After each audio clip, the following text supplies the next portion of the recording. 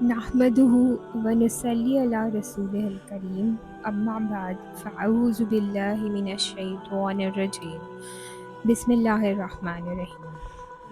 السلام علیکم۔ یہ ہماری اس یوٹیوب چینل ہدی للمتقین پر پہلی ویڈیو ہے۔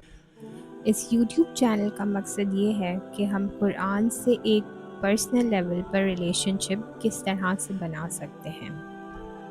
ہم میں سے سب کے گھروں میں قرآن شریف لازمی رکھا ہوتا ہے، لیکن 90% آف دا ٹائم جزدان میں بند کسی اوپر جگہ پر۔ یوجولی وہ جگہ ہمارے ڈیلی ایکسیس کی چیزوں سے اتنی دور ہوتی ہے کہ ہم زحمت ہی نہیں کرتے قرآن کو اٹھا کر کھولنے کی جب تک رمضان نہیں آتے۔ پھر رمضان میں ایک میراتھن لگی ہوتی ہے کہ کتنے قرآن ختم کیے۔ حالانکہ قرآن ختم کرنا ان اٹ سیلف یہ اتنا عجیب فریز ہے، کیونکہ ہم اپنی ساری زندگی بھی لگا دیں تو شاید قرآن کے 1% رازوں کو بھی نہ پا سکیں۔ قرآن پاک کتاب اللہ کے ساتھ ساتھ کلام اللہ بھی ہے، یعنی کہ ورڈ آف اللہ، اسپیچ آف اللہ، اللہ تعالیٰ کی گفتگو ہے یہ کلام۔ ہمیں ایسا لگتا ہے کہ قرآن کی اب اس ماڈرن دنیا میں اتنی ہی حیثیت رہ گئی ہے کہ یہ ہمیں اللہ کے احکام یعنی حلال حرام سے متعارف کراتا ہے۔ مسائل یعنی ہمارے فیوریٹ ٹاپکس جیسے طلاق اور جائیداد کی ڈسٹریبیوشن وغیرہ کے پرابلمس اس سے ریفر کیے جا سکتے ہیں۔ اگر کسی کو خدا نخواستہ بستر مرگ پر موت نہیں آ رہی ہوتی تو اس کے پاس پڑھ لیں، یا کسی کی میت میں جا کر جلدی جلدی سپارے پڑھ لیے جائیں۔ رمضان میں وہی پھر ایک میراتھن لگتی ہے کہ قرآن پڑھیں، یا پھر کچھ آیتیں اور صورتیں جو ہیں وہ ہم ایز اے وظائف یوز کر لیں اپنے مسائل کے حل کے طور پر۔ حالانکہ ان سب چیزوں میں کوئی برائی نہیں ہے، اور یہ بھی قرآن سے فائدہ اٹھانے کے طریقے ہیں، لیکن ان طریقوں سے ہم صرف 1% یا شاید اس سے بھی کم فائدہ اٹھا سکتے ہیں قرآن کا۔ قرآن کو اپنی زندگیوں میں وہ اسٹیٹس نہ دینے کی شاید ایک وجہ یہ بھی ہے کہ ہمیں کسی چیز کی امپورٹنس کا احساس ہی اس وقت ہوتا ہے جب ہمیں پتہ ہو کہ اس کا ایکچوئل اسٹیٹس کتنا بڑا ہے، جب ہم اسے اچھی طرح سے جانتے ہوں۔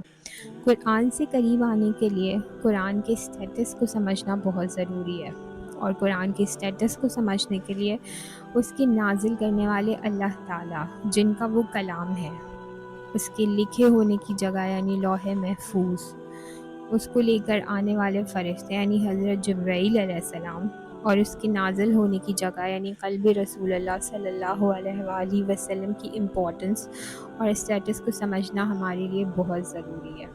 ان سب کو جاننے کے بعد ہی ہم سمجھ سکتے ہیں کہ قرآن کا درجہ کیا ہے اور یہ کتنی بڑی نعمت ہے ہمارے لیے۔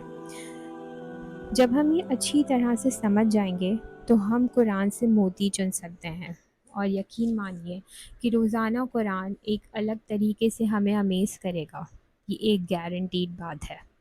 اس پوری ایکسرسائز کا مقصد یہ ہے کہ ہم قرآن کو اس طرح یوز کر سکیں جس کے لیے اللہ تعالیٰ نے تحفہ ہمیں دیا ہے، یعنی گائیڈنگ مینیول، زندگی خوشیوں اور چیلنجز سے کیسے نیویگیٹ کیا جائے۔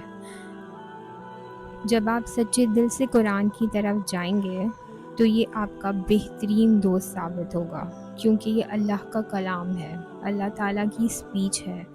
جیسا کہ آپ اپنی خوشیاں، اپنے غم، اپنی پریشانیاں اپنے قریبی لوگوں سے شیئر کرنا چاہتے ہیں، آپ کو لگے گا کہ آپ کو قرآن میں ایک بہترین دوست مل گیا ہے جو کہ اللہ تعالیٰ خود ہیں۔ اور یہ مت سمجھے گا کہ آپ کو صرف حلال حرام کے مسائل یا کسی پرانے قصے سننے کو ملیں گے، نہیں، بلکہ آپ کو اپنے دل کی ہر بات کا جواب اس قرآن سے ضرور ملے گا۔ سورہ یونس میں اللہ تعالیٰ فرماتے ہیں، لوگوں، تمہارے پاس ایک ایسی چیز آئی ہے جو تمہارے پروردگار کی طرف سے ایک نصیحت ہے اور دلوں کی بیماریوں کے لیے شفا ہے، اور ایمان والوں کے لیے ہدایت اور رحمت کا سامان ہے۔ اے پیغمبر صلی اللہ علیہ وآلہ وسلم، کہو کہ یہ سب کچھ اللہ کے فضل اور رحمت سے ہوا ہے، لہٰذا اسی پر تو انہیں خوش ہونا چاہیے۔ یہ اس تمام دولت سے کہیں بہتر ہے جسے یہ لوگ جمع کر کے رکھتے ہیں۔ تو نیکسٹ ویڈیو میں ہم یہ ڈسکس کریں گے کہ قرآن کو اللہ کے ناموں کے ساتھ کیسے اپروچ کرنا ہے، یعنی اللہ کو اللہ کی صفات کے ساتھ سمجھنا۔ جتنا ہم اللہ کو بہتر جانیں گے اتنا ہی ہم قرآن کو ایک بہتر دوست پائیں گے۔ بہت شکریہ، اللہ حافظ۔